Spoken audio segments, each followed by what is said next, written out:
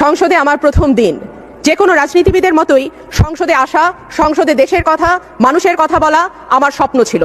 কিন্তু আমার দুর্ভাগ্য, আমি এমন একটি সংসদে প্রতিনিধিত্ব করছি যে সংসদটি জনগণের ভোটে নির্বাচিত নয়। নির্বাচনের পরপরই যদি আপনারা টিআইবি রিপোর্ট দেখেন, যদি আপনারা বিদেশি গণমাধ্যম দেখেন, যদি আপনারা বিদেশি পর্যবেক্ষকদের দেখেন, যদি আপনারা নির্বাচন কমিশনের রিপোর্ট দেখেন, আপনারা দেখবেন এই সংসদটি জনগণের ভোটে নির্বাচিত নয়। সুতরাং আমি